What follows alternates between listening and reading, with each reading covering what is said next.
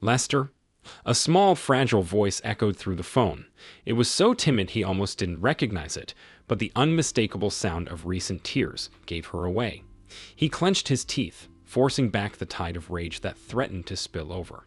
His every instinct screamed to tear her life apart as she had his, but it would have been like striking a baby seal. Gritting his teeth, he answered, "Yeah, I'm here. I'm sorry." "I am too, Molly, but that won't change anything." "I know, but I just needed you to know." An uneasy silence stretched between them, thick with unresolved pain. Finally, Molly's quiet voice broke through, opening up a painful chasm. "Why?" she asked, her tone barely above a whisper. "Why embarrass me like that? Do you hate me so much now?" "Damn it, Molly, I could ask you the same thing," he growled, his voice raw with anguish. "Why? Was he so incredible that it was worth demolishing our marriage?" Only her soft sobs replied, filling the void between them. "As for what I did," he continued, his tone laced with bitterness, "I only exposed you to your families. I had nothing to do with what got posted online." Deep down, he knew he was bending the truth. Plausible deniability had become his shield.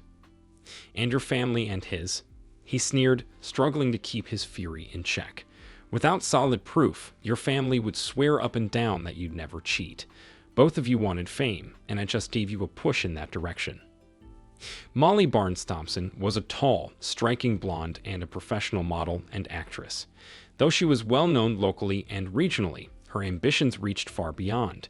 She had done numerous commercials in the Dallas/Eft Worth area and across the state. She had even performed in an off-Broadway show that toured the South and landed a few small speaking roles in films shot in Texas. Now she was on the brink of becoming an international star. Her extended weekend in San Antonio last month for filming commercials had resulted in several videos surfacing on 2 Russian websites. Her co-star was Jacob, a former NFL player turned actor. He had spent several years on the Dallas Cowboys special teams. His good looks, athletic build, and brimming arrogance made him an ideal leading man. Besides being a gambler in both literal and figurative senses, Jacob relished the thrill of a public affair. Lester supposed he should feel fortunate that this twist had revealed his wife's infidelity, but in the moment, he felt anything but lucky. He discovered the website 2 weeks ago. He'd suspected something during the last project Molly worked on with Jacob about 10 months prior, but had lacked the proof to substantiate his fears. Now he had all the evidence he needed. Lester's heart shattered when he first saw the incriminating footage. Watching the woman he adored betray him brought unbearable pain, which soon morphed into a sickening wave of anger. This volatile mix threatened to consume him, but he managed to keep it together just enough to take action. After seeing the videos, he hired a private investigator to authenticate them and gather additional information. It took about a week for the investigator to confirm everything and interview those who had been on set during the shoot. Then Lester contacted a divorce lawyer. Lester Thompson wasn't proud of how he confronted his unfaithful wife, but he wasn't ashamed either. He took the investigator's findings, along with several edited scenes from the videos, and burned them onto 3 DVDs. He kept the first for safekeeping. The second he sent to Jacob's wife and her family. The third DVD he used for a surprise showing at a weekend gathering of Molly's family. As her family watched in horror, Lester slipped out the back, leaving behind his wedding ring, divorce papers, and a short note instructing Molly not to come home. A star was born, he mused, then quickly admonished himself for finding dark humor in the situation. "Lester." "What?" "Can we talk?" "Aren't we?" "I mean about us." "There is no us, Molly." "Please, baby, don't say that." "Please, baby," he snarled, "you can't seriously believe that having an affair with that jerk wouldn't destroy our marriage." "It was a mistake. I wasn't thinking. I got so caught up in everything that I lost sight of us. I'm so very sorry, baby." "Well, I'm not sure what mistake you're talking about," he replied bitterly, his pain and anger palpable even through the phone. "From what I saw on the videotapes, you seem to be having quite a bit of fun with him at Riverwalk in several secluded spots. And let's not forget SeaWorld. That little video was an especially nice touch. A memory I'll never erase. Remember the Alamo? I certainly will now. He heard her start to sob. So which mistake are we referring to, exactly? He pressed on. Are you denying that you were with the same guy last winter during that commercial shoot at the Gaylord in Dallas? No, I told you nothing happened. Liar. He barked before regaining his composure. I don't believe you, Molly, and I doubt I ever will again. Her sobbing was abruptly cut off as she ended the call. That's what I thought, Lester muttered at his phone. He sank heavily into his recliner, feeling utterly drained, both mentally and emotionally. The blood pulsed in his ears, and he tried to focus on its rhythm to calm himself. The signs had been there, clear as day. He knew this moment was inevitable, yet he felt powerless to prevent it. That was the most agonizing part. He was adept at identifying problems, devising solutions or workarounds, and implementing them, though he had never faced something this personal, something so close to home. It was certainly within his skill set as a project manager, overseeing a team of developers in the 8th department at American Airlines. As he silently reflected on how his marriage and life had unraveled, he traced the beginning of the downfall to 10 months ago. Molly had spent several days at the Gaylord Texan Resort in Grapevine, a northern suburb in the DFW metro area, shooting commercials for a regional jewelry chain. The setting, with its miniature versions of the Riverwalk and Alamo, was ideal. It was supposedly her first time working with Jacob, but upon Molly's return, he noticed something was off. A few days later, he caught wind of hints suggesting something had happened during the shoot. When he confronted Molly, she denied everything, devastated by his accusations, so much so that his own heart was nearly shattered. Without proof, he was left to drown in suspicion and uncertainty. Aware that his lingering doubts were eroding their marriage, he struggled to find a resolution. Over the next few months, they returned to a fragile state of normalcy. But when Molly announced a new shoot in San Antonio with Jacob, his doubts and fears resurfaced. Her reassurances that it was purely professional did little to calm him, and her defensiveness only grew. Lester tried to conceal his personal turmoil, but anger and frustration seeped through. Molly noticed but was unsure how to address it, eventually choosing to ignore it in hopes of avoiding another confrontation. His colleagues at work quickly picked up on his distress. Suspecting the issue might be marital, it was Candy and Lillian, the two female team members, who approached him. Candy, the self-proclaimed spark plug of the team, stood just shy of 5 feet tall and weighed maybe 90 pounds soaking wet. Her bright red frizzy hair framed her cute pixie-like face and piercing green eyes. Despite her youthful appearance, she was in her late 20s. Lillian, on the other hand, was a tall Indian woman in her early 30s. She carried herself with an air of grace, likely a result of her upper-caste upbringing. Though her striking beauty was slightly marred by a severe overbite, her dark hair and eyes, and her voluptuous figure made her quite attractive. So attractive, in fact, that the two remaining team members, Raj and Scott, followed her like lovesick puppies. Slowly, he had been worn down by both women, eventually opening up about his concerns. Within hours, his team had rallied around him. Their cohesion was palpable. Long hours and impossible deadlines had forged a tight-knit group. As they stood encircling him, Lester resisted the urge to quip, "Oh, look, we're in the land of the little people," as everyone on his team, except for Lillian, was on the shorter side. Raj, a small, wiry Indian man in his early 20s, was the team's brainiac. Although everyone on Lester's team was highly intelligent, Raj was exceptionally sharp.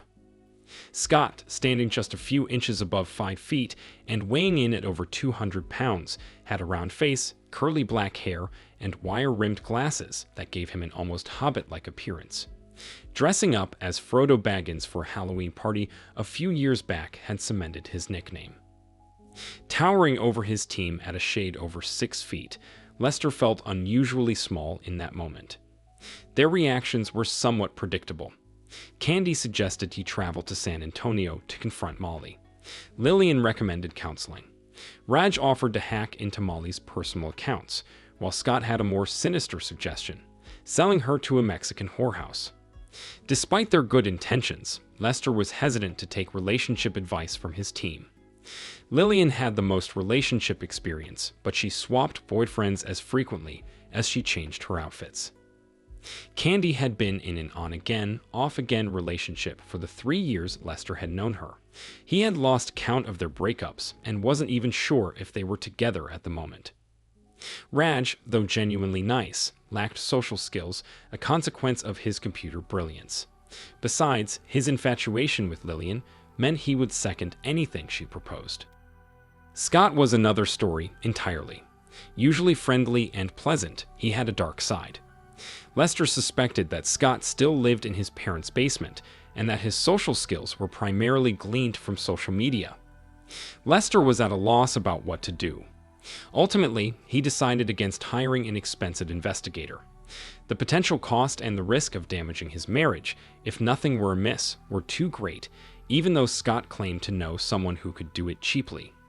Given how hurt and angry Molly had been the last time, Lester felt he could seriously damage their marriage if he didn't give her the benefit of the doubt. Unresolved and deeply unsettled, Lester couldn't shake the feeling that his marriage was on the brink. His anxiety only grew after his wife returned from her trip, especially given her erratic behavior when he returned home. At first, she seemed as affectionate as on their honeymoon, but when he asked about her trip, she exploded. The following week was a stark contrast, cold and distant. 2 weeks after Molly's trip to San Antonio, Candy and Scott approached Lester. In reality, Candy was dragging a hesitant Scott along. "Tell him, Frodo," Candy insisted. Scott fidgeted uncomfortably, shifting his weight from one foot to the other. "Damn it, Scott, just tell him," she demanded, and Lester almost expected her to stomp her foot. "Oh, well, damn it, Lester. I kind of stumbled upon a website, and it had some videos on it." Candy snorted, and Scott shot her a glare. "Do you want to tell him?" he snapped. "Tell me what?" Lester cut in. "Okay," Scott hesitated. "I found some interesting videos last night." "Scott, I really don't want to hear about your questionable video habits." "Well," he might this time. "The blonde in those videos looked a whole lot like your wife." "Molly?" Lester asked, his voice a mixture of shock and disbelief. Scott nodded. I don't believe you." "It's true, Lester," Candy interjected. "I've seen them, and it's your wife with that Jacob guy in public places." "You saw them?" Lester's face contorted with raw anguish. "You were watching these videos." Scott couldn't suppress a laugh as Candy's face turned as red as her hair. "That's not what I meant." "Not that I haven't," she stammered. "Never mind that. Yes, I saw the videos. We all did, and they really are of Molly." "Everyone's seen them," Lester growled. "Well, yeah," Scott admitted. "They were on the internet." "And you're sure it was Molly?" "I'm sorry, Lester," Candy said gently, trying to calm the situation, "but I'm sure." Lester sighed heavily. "I guess I'll need those websites. I'll take a look tonight." "Sorry, Lester," Scott said softly and handed him the information. Lester almost didn't check the sites that night. The prospect of seeing what he dreaded could spell the end of his 4-year marriage. When they first started dating, Molly had assured him she was done with the wild, often decadent lifestyle associated with modeling and acting. Any evidence she had returned to that world would be undeniable. It would demand action. Eventually, he mustered the resolve to watch. Molly was away for a few days at an event, giving him the time and solitude he needed. What he saw destroyed any semblance of tranquility he had left. It turned into the longest night of his life as he wrestled with his emotions. From the agony of betrayal to the seething anger of watching his dreams crumble, Lester endured a nightmarish turmoil. The following day, he started to piece himself back together, bit by bit, regaining the composure he desperately needed. He took the first step by hiring an investigator to confirm and uncover any additional evidence. Beyond that, he resolved to wait for the investigator's report before making any final decisions about ending his marriage. If it came to that point, he wasn't certain what his next steps would be. But his team had other plans. "Just leave her," Candy snorted. I need to confront her first, Candy, Lester insisted. Why? What could she possibly say? She shot back. Maybe she was drugged, Lillian interjected. Oh, come on, Scott laughed. You've seen the video. She must have been out of it for days. There's no way no one on set noticed. Maybe she was being blackmailed, Raj suggested. Yeah, and maybe she was zapped by the Martian horror ray, Scott snorted. Martian horror ray? Lillian and Raj asked in unison. Never mind, Scott chuckled. Still, you're planning to leave her, right, Lester? Candy pressed. Most likely, Lester said grimly. I've got an investigator looking into it. My marriage is probably over, but I need to talk to her. If I decide to leave, I'm not sure how to go about it. Just leave, Raj said bluntly. There's got to be, Scott added with a smile, I dunno, 50 ways to leave your lover. The group erupted into muffled chuckles and groans. Just slip out the back, Jack, Raj quipped. Make a new plan, Stan, Scott added quickly. All right, Lester snorted. I get it. Candy grinned sweetly, a sign that something unsweet was coming. Just throw her under the bus, Gus. I don't recall that being in the lyrics, Lester said, fighting a smile. Maybe not, Candy replied with an innocent smile that morphed into a wicked grin, but it should have been. Just put her in the trunk, Monk, Scott added. Lillian was slowly shaking her head, but couldn't resist joining in. Just run for cover, lover. Burn her at the stake, Jake, Candy squealed with glee. Just sleep with her sister, mister, Scott sang. Dear God, no. Lester barked, looking like he'd swallowed something foul. She has 2 sisters. Both are attractive, but no way. One is so stuck up she's practically frigid, and the other is a Texas version of the church lady. Both are no-goes. No way. Then do her mother, brother, Raj said, grinning as if he cracked a difficult code. Ew. Both Lillian and Candy squealed. Then do her dad, Chad. Scott almost shouted.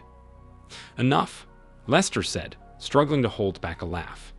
Before someone overhears us and we all get hauled to HR for a lecture on political correctness. Amid giggles and chuckles, the group fell into an awkward silence. Thank you, Lester said quietly. Your support means more than you know right now. But I'll have to figure out what to do and how to do it. I'm the one who has to live with the consequences. Molly took a deep breath, adjusted her dress, and opened the car door of her BMW before slipping behind the wheel. As she departed her parents' Highland Park mansion, she checked her GPS. What usually was a leisurely 20-minute drive across North Dallas was now estimated at nearly an hour. Friday night rush hour had turned both I-35 and the George Bush Turnpike into parking lots. A quick glance at her watch reminded her of how late she already was. She was currently 30 minutes behind schedule, meaning she'd arrive just as he was likely leaving. Damn it, this isn't happening, she muttered to herself. Not now, please not tonight. She checked her GPS again for the quickest route. Her destination was her home in Plano. At least, it used to be her home until a week ago. Now, everything was in chaos, and she fought back a sob. For the 100th time, Molly replayed last Friday evening in her mind. That was when her world fell apart, all because of that horrible video. Actually, she knew the unraveling started almost 10 months earlier when she let Jacob cross boundaries meant only for her husband. She hadn't slept with Jacob, but their makeout and groping session at the Gaylord's Riverwalk led to what eventually happened in San Antonio. Her cheeks flushed with both shame and a remembered desire. She wished she could say she didn't know why it happened, but that wasn't true. There were reasons for her incredibly stupid choices, but they all sounded like excuses. The truth wasn't flattering. It painted her as exactly what she dreaded being: selfish. Still, her husband's method of exposing her had been cruel. He showcased all her extramarital indiscretions for everyone to see. When the DVD first started playing, it looked like one of the movies they had all agreed to watch. Thankfully, none of the children were around. They were entertained in another room by their movie. Molly let out a bitter snort as she realized her husband had orchestrated the DVD intro to slip away unnoticed before everything exploded. He'd taken the remote, ensuring it would take a few crucial moments before someone could stop the show. She knew this because he'd left the remote on a pile with his wedding ring and the divorce papers. In his wake, he left chaos. Everyone present instantly recognized her and Jacob. Within 30 seconds, enough damning clips were shown to leave no doubt about what they were seeing. She and Jacob were engaged in inappropriate, intimate acts in several public places. Fortunately, whoever shot the video didn't have access to their hotel suite. That her family had to see it was bad enough, but to see her in a threesome with Jacob and some young makeup girl. Her family's reaction was just as she had anticipated. Her mother, shocked, dissolved into tears, while her father stared at her with clear disapproval. Her brother shot her a disdainful glance as he ushered his visibly embarrassed girlfriend out of the room. Her overly pious sister and brother-in-law couldn't even meet her eyes as they made their exit. Meanwhile, another sister walked up with a haughty air and slapped her across the face. As Molly watched her sister and her husband leave, she couldn't help but notice her brother-in-law giving her a narrow-eyed stare. Unsurprisingly, the party ended abruptly. What remained was the aftermath to deal with and the inevitable task of cleaning up. The divorce papers were glaringly obvious, but it was the note from Lester that truly laid bare his thoughts. The letter mentioned Russian websites and confirmed that Lester had hired a private investigator. It also referenced the prenuptial agreement her father had insisted on. The prenup was fairly standard but included an infidelity clause.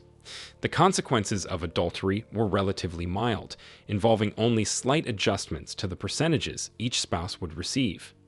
Nonetheless, invoking it would clearly indicate infidelity as a cause for the divorce, which carried some weight even in a no-fault state like Texas. Molly couldn't help but shed a few more tears as she thought about his letter. True to Lester's style, it was short and direct, yet laden with pain and anger.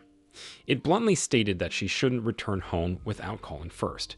He had changed the locks, and since the house had been his before their marriage and was covered under the prenup, he demanded that all her belongings be removed by the end of the weekend. He went on to call her derogatory names, words Lester had never used towards her before. She knew there was some truth in them, but the realization that her husband now saw her in such a light hurt more deeply than she could have imagined.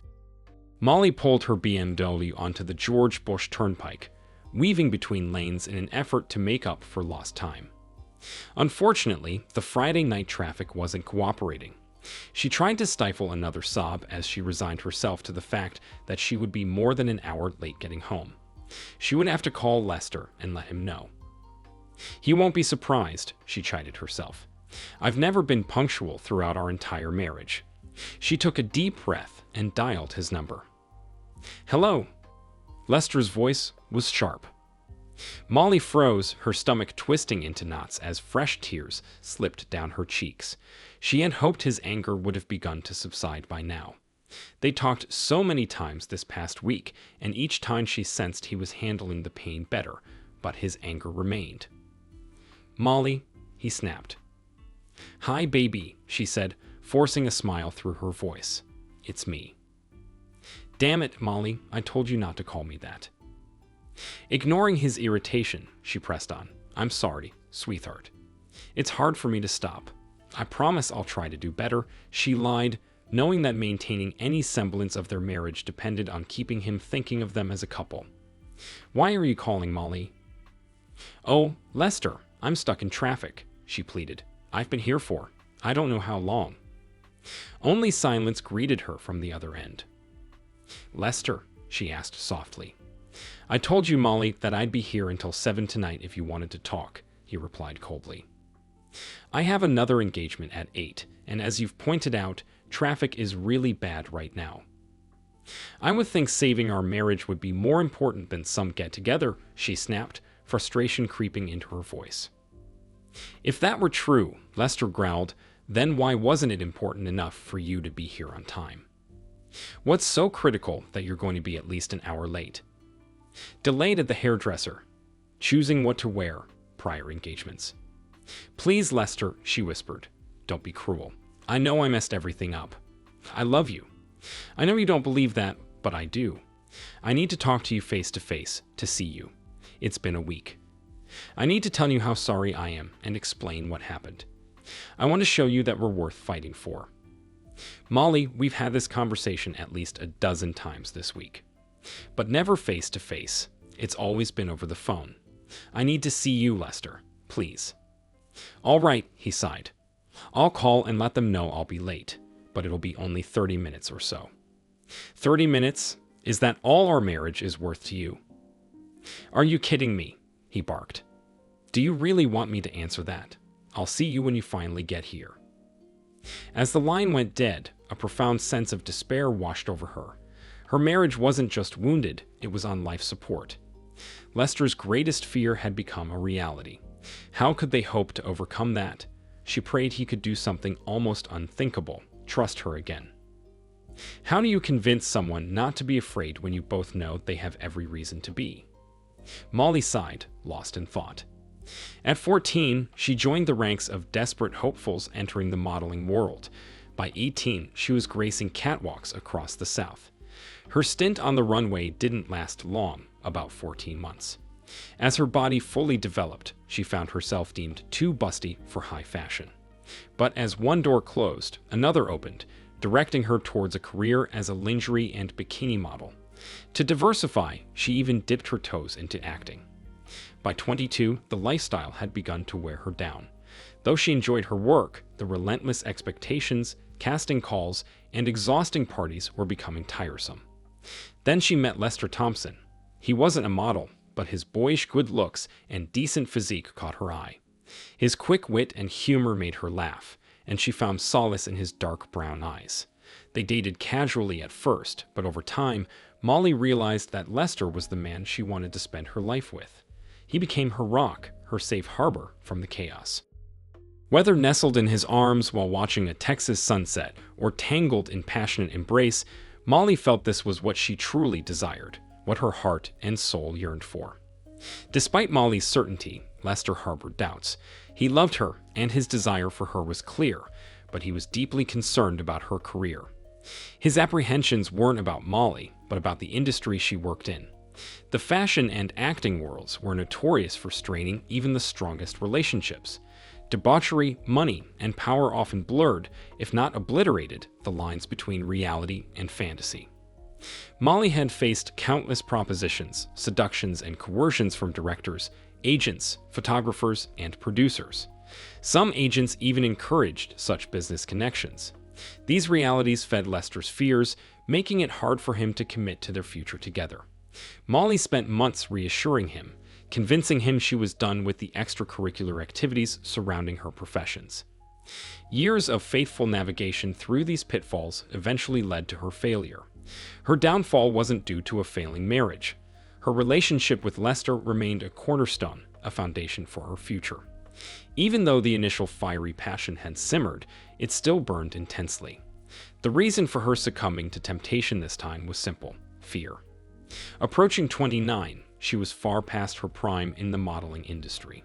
In just over a year, she'd need to decide whether to continue and become an over 30 or silver model, a decision she was avoiding. The idea of leaving modeling was unimaginable. She'd seen others clinging to their careers with desperate attempts to extend their relevance. Witnessing their struggles had saddened her, and the thought of soon reaching that point terrified her. One possibility for her was to fully commit to her acting career. To achieve that, she would need to move to Los Angeles or New York. Both options were intimidating, especially since she wasn't even a prominent figure in her current small community. A third choice, one she struggled to even consider, was to change careers entirely. Discussions with her husband on this matter had always become emotional, filled with harsh words she now realized were mostly hers, fueled by her own fears.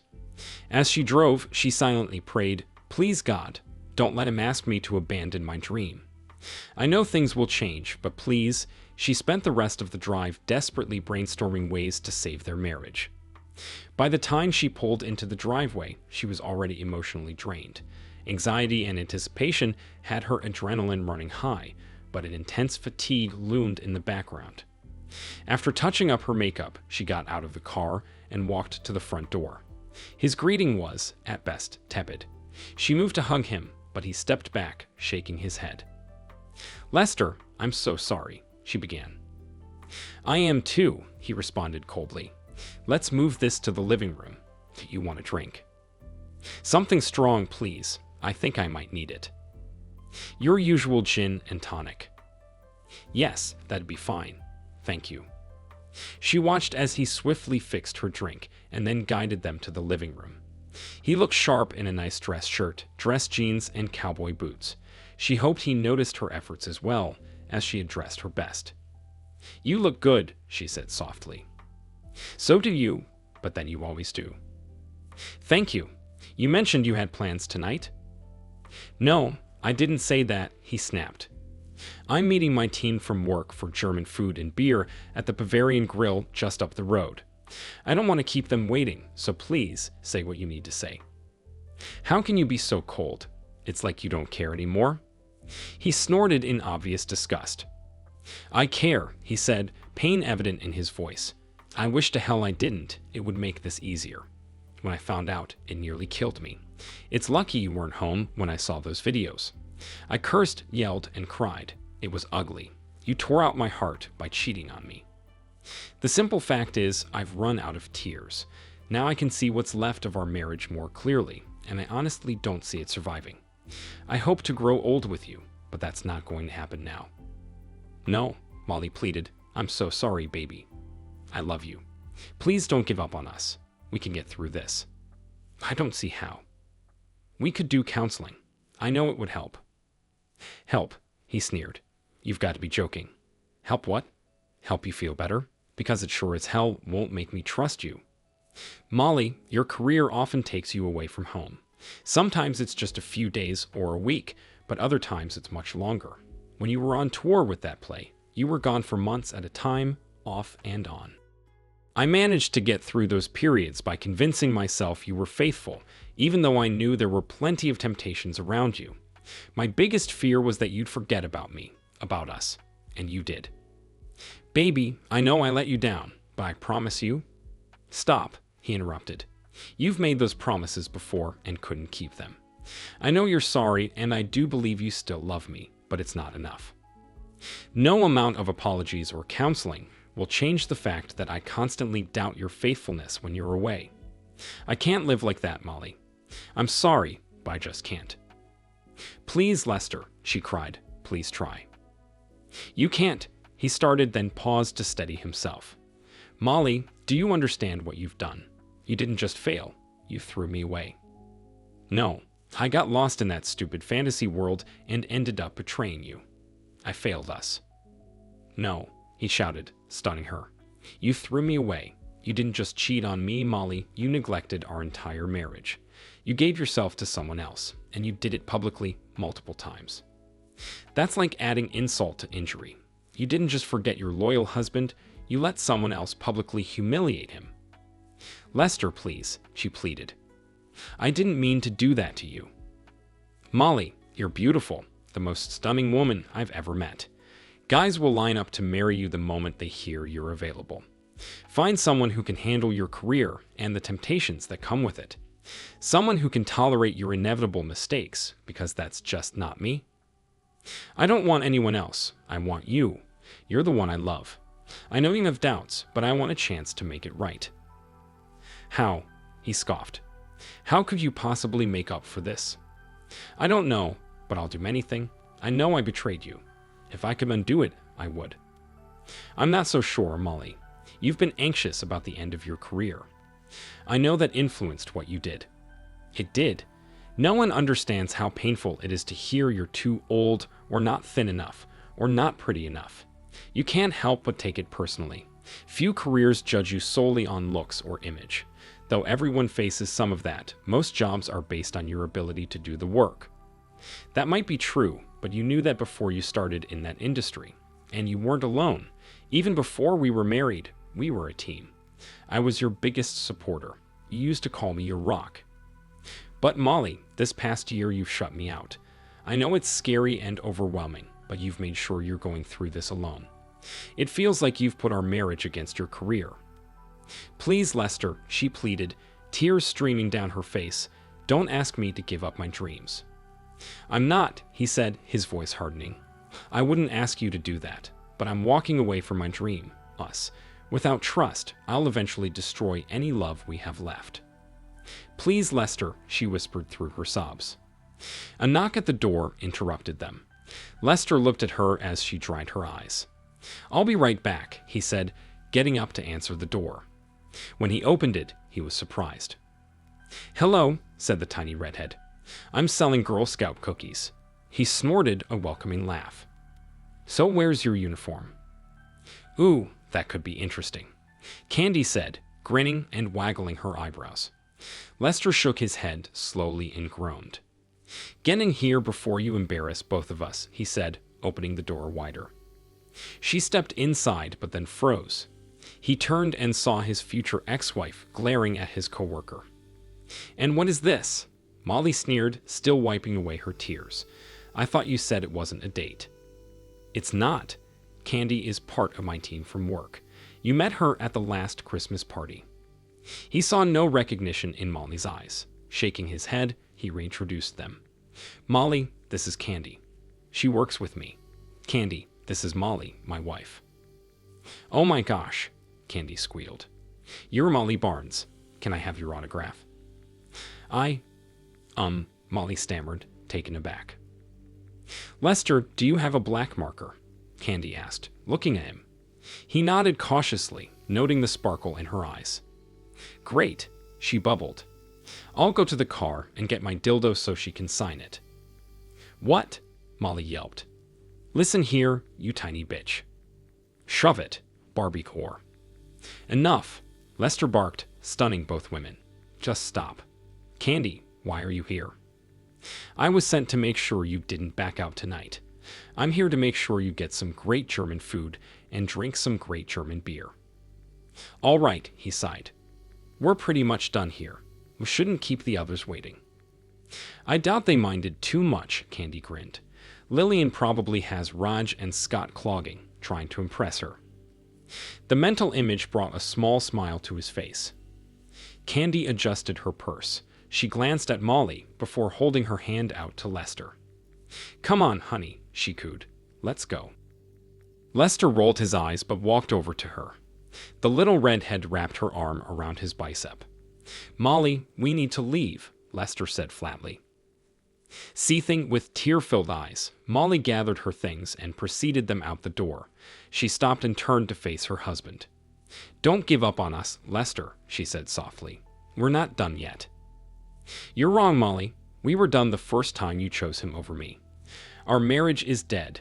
All that's left is to bury it. Molly stared at him, tears streaming down her cheeks. Seeing her pain almost made him falter and take her into his arms, but the small hand curled around his bicep tightened, giving him strength. The blonde spun and quickly retreated to her Beamer, driving away moments later. The couple stood in silence for a few moments before a gentle voice broke the spell. I'm sorry, she whispered. Me too. This wasn't what I wanted, either. I'd hoped to spend the rest of my life with her. They walked to her car in silence. You know I could have just met y'all there, Lester said wearily. True, Candy giggled, but where's the fun in that? Besides, when you called to say you'd be late, we knew one of us needed to rescue you. And you lost the bet. Hell no, she snorted. There wasn't any bet. I never gave them that chance. Ah, listen, he said, glancing back at his car. Maybe we should take both cars, just in case I need to leave early. I'm not sure I'll be the best company tonight. Oh no, she smiled up at him. One car. That way, if you drink too much, it'll be easier to get you back home. But we can take your car if you want. Just give me the keys when we get there. Bossy little thing, aren't you? He chuckled. Yep, she said, grinning. They walked back to his car with Candy still attached to his arm. He opened her door and then got in the driver's side. Soon they were headed to the German restaurant. You know, I'm sorry if I was out of line back there, Candy said softly. Which time? Lester chuckled. With Molly, asshole, she laughed. I mean, I really didn't mean to stir things up. Well, not too much. Well, you weren't helping things. Wasn't trying to, she snorted. Look, Lester, she treated you like shit, and then she bats her eyes and says she's sorry and acts like everything's all better. Oh, hell no. Candy shifted uncomfortably in her seat. Finally, she turned to face him and softly touched his arm. Lester, she said gently. Yeah. You must have figured it was Scott who had the guy watch your wife while she was in San Antonio, right? He nodded. Yeah, I figured that much. You're not Matt. No, but I do have a couple of questions. It wasn't supposed to happen like that, she rushed. The guy who filmed it wasn't supposed to sell the videos to some site. Scott said the guy wasn't actually an investigator, and Scott hadn't paid him anything yet. Then, when the guy took those videos and they were in public, well, he made a little money selling them. Lester, please believe me, you weren't supposed to be embarrassed like that. I'm so sorry. All right, I guess I can see how that happened. I can even understand Scott's involvement, but why yours? Even in the early evening, he could see a blush slowly creeping up her neck and cheeks. Slowly, she took a deep breath and continued. Because when you mentioned your fears, I knew it would be hard for you to do what it would take to find out the truth. When someone suspects their spouse is cheating, there's a good chance they are. When I found out she was, I wanted to protect you. You don't deserve that. You deserve someone who will love you enough to keep their damn legs together when tempted. Well, I agree, I deserve someone like that. Then again, everyone who enters into a monogamous marriage deserves that. But you haven't answered my question. Why? Candy's face froze momentarily, then she fell back into her seat, staring wide-eyed out the front windshield. Because you're a friend, and I care about you, she said weakly, never taking her eyes off the road ahead. And you care about me, like a friend, he replied gently. The little redhead sat frozen as her emotions played out across her face. Finally, she dared to glance at the man sitting next to her. A small knowing smile was plastered on his handsome face. Ashhole, she huffed, turning to look out the passenger window. Lester could barely see the glistening of tears in her eyes. I'm not stupid, you know, she almost whispered. I know I could never compete with her. She's a model, for crying out loud, and she's so damn beautiful. You know, Lester interrupted, it makes perfect sense why Molly would cheat on me. Just look at Jacob, GQ looks, athletic build, an ex-Dallas cowboy, and famous, at least around here. No way in hell I could ever compete against that. No, she can't be blamed for falling for someone like him. What the hell are you talking about? Candy shouted, not to blame. Holy shit, are you serious? It shouldn't matter if he was a Greek god. The fiery young woman froze, staring at his smile. Asshole, she barked. You, asshole. Lester laughed softly. Listen, Candy, he said gently, I understand what you're trying to say, but you're wrong. Sure, Molly is beautiful, but that's only skin deep. It's just a flashy, colorful wrapper that grabs attention. Lord knows it grabbed mine. But that's all it is, a wrapper. What's really important is what's inside. Lately, I've realized that what's inside my soon-to-be ex-wife just isn't that special. I don't know what's real and what's an act anymore. I know she's afraid her modeling career is winding down, but she won't confront it or even talk about it. As long as it's me versus her career, and the career keeps winning, our marriage was doomed from the start. I'm sorry, Lester continued. This wasn't where I meant for our conversation to go. It's okay, Candy replied gently. No, what I wanted to say is that looks matter, but they're nowhere near as important as what's inside. And Candy, you're more than attractive enough for any man. Candy peered at him until he had to turn his attention back to the road. She continued to stare at him in silence, waiting for him to meet her gaze. When he didn't, she saw him shift uncomfortably in the driver's seat. So, she finally cooed softly, You like my wrapper. He snorted. Yeah, he said, smiling. You're very attractive for an Irish elf. Shut up, you jerk, she laughed. Besides, he continued, I've heard some pretty explosive things come in small packages. You have no idea, but you might, if you play your cards right. Candy, I. Lester stammered. "Relax, I know it'll be a while before you're ready," she said with a smile. "But when you are, I hope you'll think of me first." "Until then," she said, waggling her eyebrows, causing them both to laugh. "You know you actually did it, don't you?" Candy continued. "What?" "You found your own way to leave your lover. You made her a star, Lester, and got, your ass, free." They both chuckled as she gently reached over and brushed a hair off his face. "You know it's really going to be okay, don't you?" she whispered. He nodded. "Yeah, in time it will be." He realized that the days ahead would be challenging, but he also knew he wasn't alone. He had friends, family, and maybe someone special. Whether that would turn into something more, he didn't know, but there was hope. A new chapter had begun. Thank you for watching this video to the end. If you liked it, please like it and subscribe to the channel. See you soon.